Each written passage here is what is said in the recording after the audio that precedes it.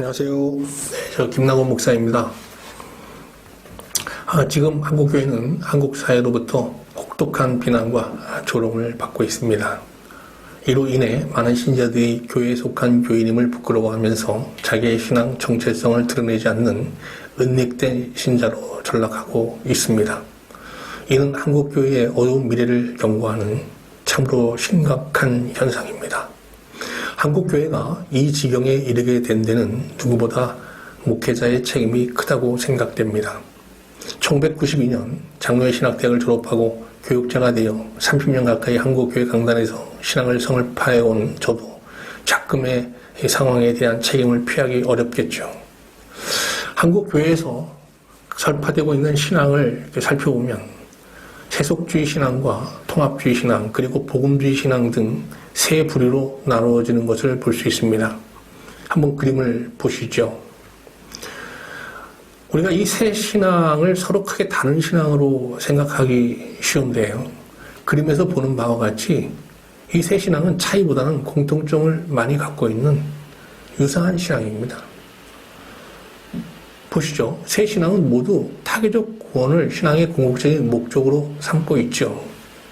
그리고 주일 성수, 11조, 교회 봉사, 신앙의 열정, 선교와 구제 같은 것들을 신앙을 유지 성장하는 어떤 성장시키는 기본적인 요소들로 삼고 있습니다. 좀 다른 것이 있다면 강조하는 신앙의 척도들인데요. 세속주의 신앙은 현세적인 축복과 은혜 체험을 중요한 신앙의 척도로 보고 있고요. 복음주의 신앙은 높은 윤리적인 수준과 청교도적 경건을 중요한 신앙의 척도로 삼고 있고요. 통합주의 신앙은 이 두 신앙이 추구하는 모든 신앙의 척도를 다 대립적으로 보지 않고 이제 균형과 조화의 지혜를 발휘해서 다 수용하는 그런 태도를 입장을 취합니다. 일반적으로 사람들이 선호하는 그 신앙은 세속주의 신앙, 통합주의 신앙, 복음주의 신앙 순인 것 같습니다. 저는 성경의 진리를 떠나지 않으면서 보다 많은 사람에게 복음을 전해야 한다는 명분 아래에 별 죄책감 없이 강단에서 통합주의 신앙에 입각한 신앙을 설파해 왔습니다. 한때 이런 목회가 성도들로부터 지지를 받아 교인의 숫자가 늘어나는 물리적인 부흥을 경험하기도 했는데요. 그러나 2008년 하나님으로부터 제 목회에 대한 엄중한 심판을 받고 비로소 제가 강단에서 별 죄책감 없이 확신을 가지고 전했던 통합주의 신앙에 대한 회의를 품고 하나님 앞에 엎드려 성경과 정통한 신학자의 어떤 신학서와 고전을 열어놓고 하나님께서 우리에게 기대하신 신앙이 무엇인지 처음부터 다시 묻게 되었습니다. 이 물음의 과정에서 제가 가장 크게 깨달은 것은 한국교회 주를 형성하고 있는 이 세 신앙의 공통적 목적이 크게 잘못되었다는 것입니다. 하나님께서 우리를 향해 가지신 궁극적인 뜻은 우리가 죽었을 때 우리를 천국으로 인도하는 것이 아닙니다. 하나님께서 우리 모든 사람들에게 정말 원하시는 궁극적인 뜻은 지금 당장 우리를 회개시켜 하나님과 분리된 관계를 회복하게 하시고 하나님과 영원히 교제할 수 있는 사귐의 자리로 우리를 인도하시는 거거든요. 즉 하나님이 우리에게 기대하시는 신앙이라는 것은 지금 하나님과의 단절된 관계를 회복하고 영원까지 지속될 수 있는 사귐의 관계를 회복하는 사귐의 신앙인 것입니다. 사귐의 신앙이 이르려면 먼저 하나님과 관계를 회복하고 하나님을 만나야 되겠죠. 근데 우리가 하나님을 만나는 영역을 보면요. 어떤 스침의 영역도 있고요. 일반적인 영역도 있고요. 참 만남의 영역이 이렇게 있어요. 그림을 한번 보시죠. 그림에서 보는 바와 같이 만남의 질은 두 사람의 자아 성찰과 고백의 수준에 의해서 결정되는 겁니다. A, B를 한번 보세요. A와 B는 자아 성찰이 높아요. 자기를 알아요. 근데 서로 고백하지 않아요. 그러니까 참 만남에 이르지 못하고 있죠. C, D를 보세요. C, D는 솔직하게 자신을 드러내고 있어요. 그러나 자아 성찰의 수준이 낮아요. 여기도 역시 참 만남에 이르지 못하고 스팀의 영역에 머물 수밖에 없습니다. 그러면 참 만남의 영역으로 가보세요. 거기 EF가 있죠. EF는 자아 성찰의 수준이 높아요. 자기의 어떤 내면의 세계를 깊이 성찰하고 있어요. 그리고 이 둘은 용기를 내어서 그런 모습들을 추악한 모습이죠. 그걸 서로 고백하고 있어요. 그리고 이들은 서로를 불쌍히 여기면서 서로를 끌어안고 서로를 용납하게 되는데요. 이때 두 사람의 몸은 둘이지만 그 내면은 하나가 됩니다. 이것이 바로 참 만남, 하나됨을 이루는 사랑의 만남인 것이죠. 그러나 사람과 사람 만남이 사랑에 이르는 것은 극히 드문 일이에요. 왜냐하면 아담의 범죄로 인해서 아담의 후손인 모든 인간은 정욕과 탐욕으로 표현되는 부정한 본성을 가지고 있는데 이게 보통 흉측한 게 아니거든요. 사람들은 타인에게 100% 벌거벗은 내면의 모습을 보여주면 모두 경악하면서 자신을 떠날 거라는 두려움을 갖고 있어요. 어떤 이들은 다른 사람에게 자기의 내면을 보여주지 않을 뿐만 아니라 스스로도 보지를 않아요. 스스로 자기를 속이면서 평생 동안 뭔가에 의해서 가려진 자신을 보면서 살아가기도 하거든요. 그렇기 때문에 사람과 사람이 교제를 할 때 100% 가면을 벗고 벌거벗은 내면을 서로 고백하면서 서로를 불쌍히 여겨 사랑으로 하나 되는 이런 관계를 이루는 것은 아주 극히 드물게 일어나는 것이죠. 대부분의 사람들은 사회생활 중 만나야 하는 사람들과 대체로 이 스팀의 영역에서 관계를 맺으며 살아가고요. 그렇지만 이제 이 스팀의 영역에서만 살 수는 없어요. 너무 외롭고 고독하니까요. 그래서 이걸 해소하기 위해서 이제 일부 사람들을 선별하여 이제 친밀한 교제를 도모하게 되잖아요. 가정을 이루고 또 어떤 모임에 나가고 또 친구를 사귀고 그럽니다. 근데 이런 일들이 일어나는 그 영역을 한번 보세요. 이게 일반적인 영역을 보면요. GH가 있죠. GH는 어느 정도 자기를 성찰하고 있지만 또 자기를 다 노출하진 않아요. 적절히 수위를 유지하면서 사람들과 이제 교제하고 있죠. 이것이 사람을 만나는 최선의 방법은 아니지만 사람과 좋은 관계를 지속적으로 유지할 수 있는 가장 현실적인 방법이거든요. 그래서 사람들은 대체로 다 일반적인 영역에서 사람들과 교제하며 사회생활을 영위하고 있는 겁니다. 그런데 하나님은 우리와 이렇게 스팀의 영역, 일반적인 영역에서 만나기를 원하는 게 아니고요. 참 만남의 영역에서 우리와 교제하기를 원하시는 겁니다. 호세아서 6장 6절에서 하나님은 우리에게 이렇게 말씀하십니다. 나는 인애를 원하고 제사를 원하지 아니하며 번제보다 하나님 아는 것을 원하노라. 호세아 6장 6절 말씀을 개인적으로 한번 의역해 보았습니다. 내가 너에게 기대하고 원하는 것은 예배와 같은 종교적인 의식 속에서 형식적으로 너를 만나는 것이 아니다. 나는 내 마음과 내 마음이 부딪히는 사랑의 교제를 통해서 부부가 하나가 되는 것처럼 너와 하나가 되기를 원한다. 우리가 내면의 수치를 누군가에게 고백할 때 자기 성찰이 결여된 사람들은 이를 역겨워하면서 비난의 태도를 보이기도 합니다. 그러나 자아 성찰을 통해서 자신의 부정함을 인지하고 있는 사람들은 누군가로부터 수치스러운 고백을 들으면 자신도 그 고백으로 이렇게 반응하면서 서로를 불쌍히 여기면서 서로 손을 잡으며 위로하게 되는데, 그러면 우리가 하나님 앞에 벌거벗은 모습으로 나아가 우리의 부정함을 고백할 때 일체 부정함이 없이 거룩하신 하나님은 어떻게 반응하실까요? 성경에는 하나님께서 사람의 부정한 본성을 폭로하고 고발하는 내용이 70%에 달해요. 근데 이는 하나님께서 우리를 정죄하시면서 우리를 물리치는 말씀이 아니라 우리로 하나님 앞에 자신의 내면을 가리고 있는 거짓과 위선의 옷을 벗어버리고 벌거벗은 자 되어 참 만남의 영역으로 나오라는 하나님의 부르심, 하나님의 어떤 초청, 강력한 초청의 말씀이거든요. 우리가 벌거벗고 참 만남의 영역으로 나가는 것이 바로 지난 시간에 말씀드린 자기 낮춤의 신앙이고요. 또 우리가 익숙한 표현으로 하면 회개의 신앙인 거거든요. 이렇게 우리가 자기 낮춤의 신앙, 회개의 신앙으로 하나님 앞에 나아갈 때 하나님께서는 우리를 용납하시면서 우리에게 계시의 은혜를 주십니다. 마태복음 11장 27절 한번 같이 보겠습니다. 내 아버지께서 모든 것을 내게 주셨으니 아버지 외에는 아들을 아는 자가 없고 아들과 또 아들의 소원대로 계시를 받은 자 외에는 아버지를 아는 자가 없느니. 여기서 계시는 헬라어로 아포칼립토라고 해요. 이는 부정접두사 아포와 베일로 가리다라는 뜻을 가진 동사 칼립토가 합성된 동사이거든요.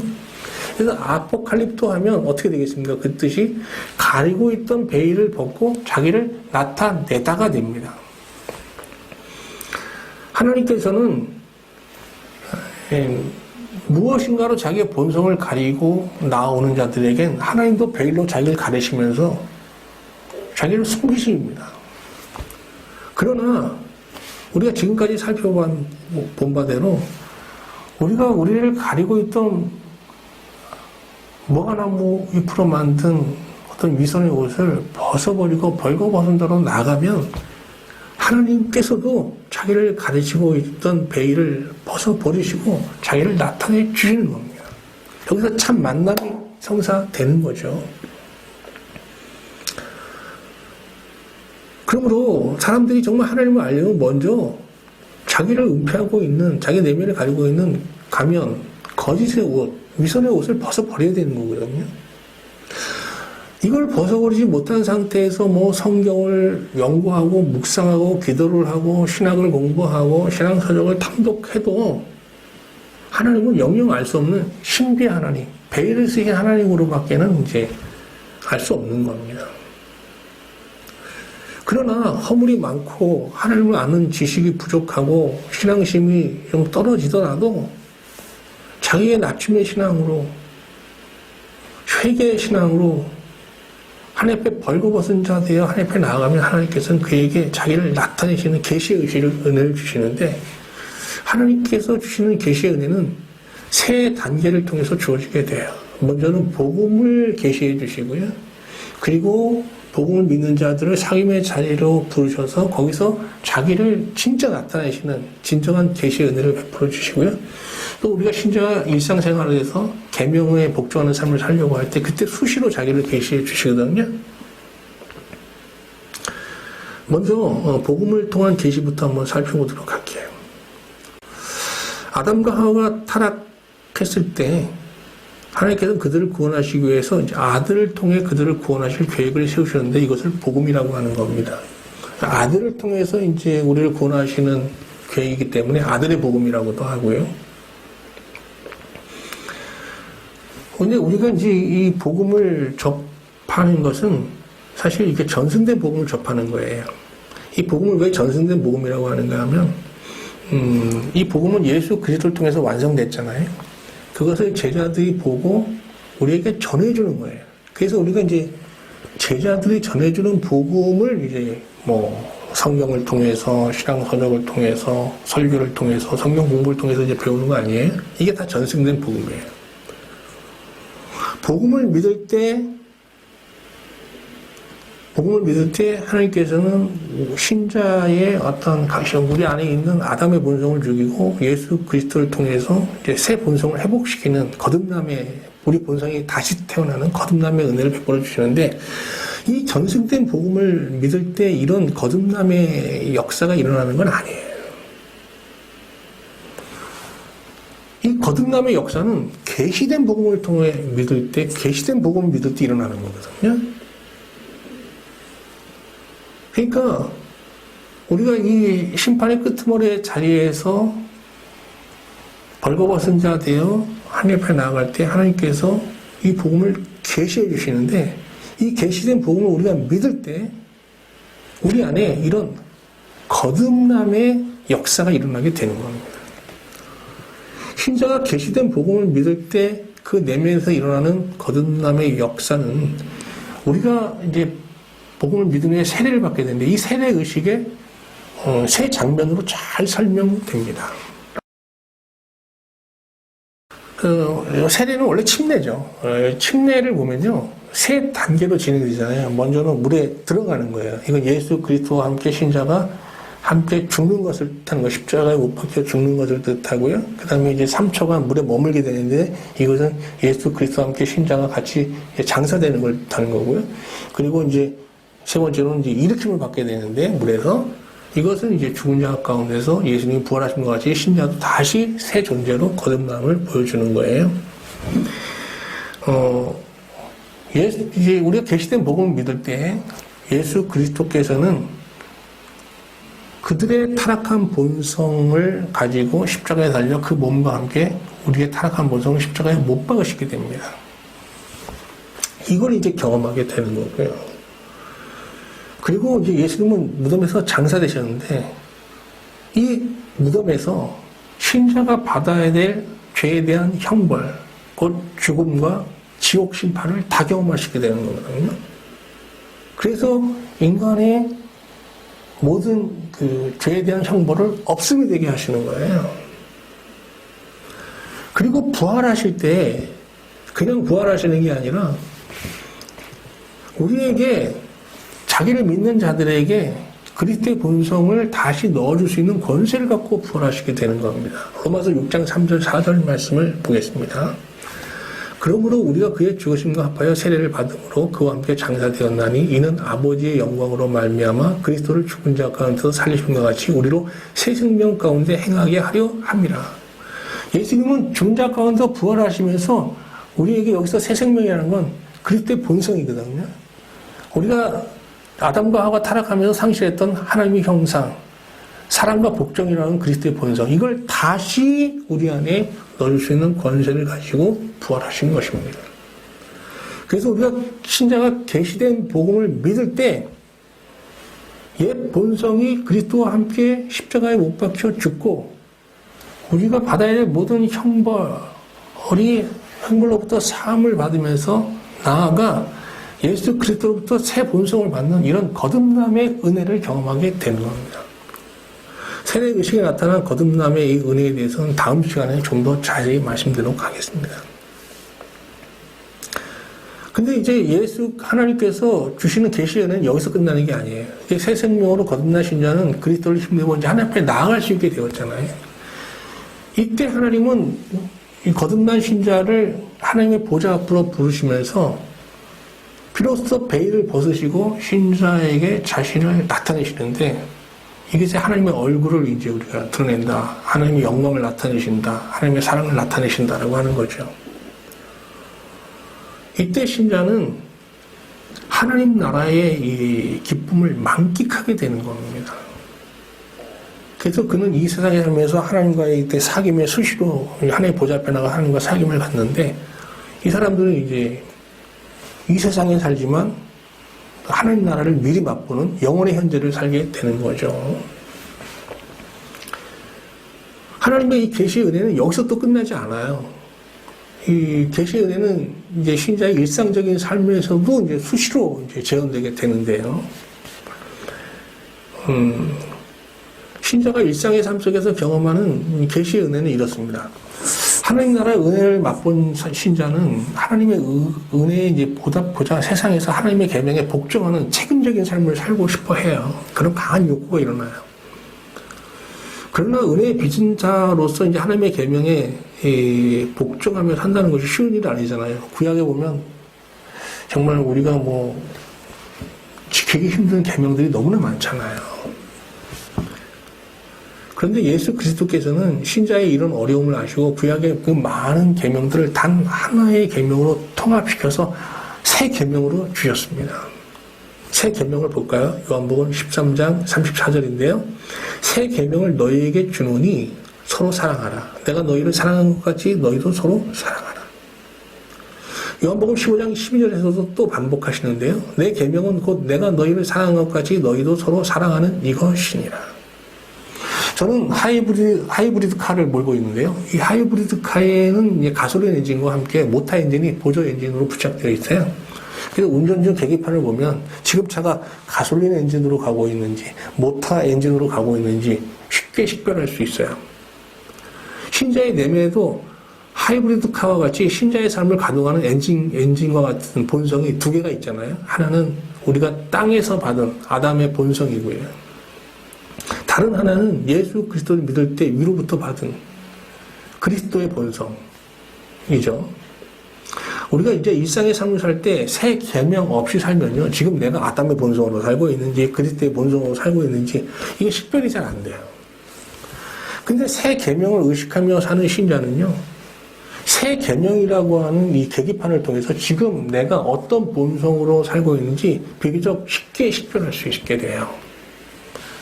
현재의 상황과 주변의 사람들을 자신의 눈으로 보고 자신의 마음으로 생각하고 판단하면서 스스로 행동하고 있다면 그것이 뭐 사랑에 가까운 것으로 평가될 수 있는 것이라도 그는 지금 아담의 본성으로 살고 있는 거예요.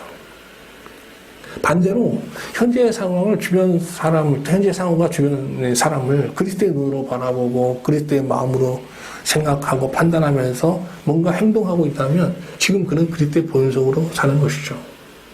그리스도의 본성이 자신을 지배하고 있는 것을 발견한 신자는 바울과 같은 고백을 하게 됩니다. 갈라디아서 2장 20절인데요. 내가 그리스도와 함께 십자가에 못 박혔나니 그런즉 이제는 내가 사는 것이 아니요 오직 내 안에 그리스도께서 사시는 것이라. 일상의 삶에서 아담의 본성으로 살고 있는 신자는 그러면 어떻게 될까요? 우리가 신령한 신자라도 늘 이 그리스도의 본성으로만 살 수 있는 건 아니거든요. 그럼 이제 아담의 본성으로 이제 살면서도 이것을 이제 감지하지 못하고 이제 이렇게 살다 보면요. 아담의 본성으로 이 새 계명을 복종하며 사는 게 불가능하잖아요, 사실. 그래서 이제 우리 안에 사람들에 대한 분노, 원망, 그리고 부정적인 감정들이 막 되살아나기 시작하거든요. 이때 신자는 자신이 이제 아담의 본성으로 지금 십자가에 못 박고 장사 지내야 할 아담의 본성으로 살고 있다는 것을 감지하고 또 다시 십자가 앞에 나아가게 되는 거예요. 심판의 끄트머리에 다시 나가서 다시 벌거벗은 자가 되어 자기의 어떤 추악한 본성을 내놓고 다시 하나님의 긍휼을 구하게 되는데 이때 하나님은 우리를 외면하지 않으시고 우리에게 다시 복음을 계시로 받게 하시고 또 우리의 심령을 거듭나게 하셔서 하나님의 보좌를 부르시고 자기를 나타내시고 우리에게 하나님 나라의 은혜를 베푸셔서 또 새 계명에 복종하고자 하는 어떤 욕구를 갖고 이 세상에 나아가게 해 주십니다. 지금 우리가 어떤 본성으로 이 세상을 살아가고 있는지 우리 자신을 돌아보면서 한번 같이 기도하도록 하겠습니다. 기도하겠습니다.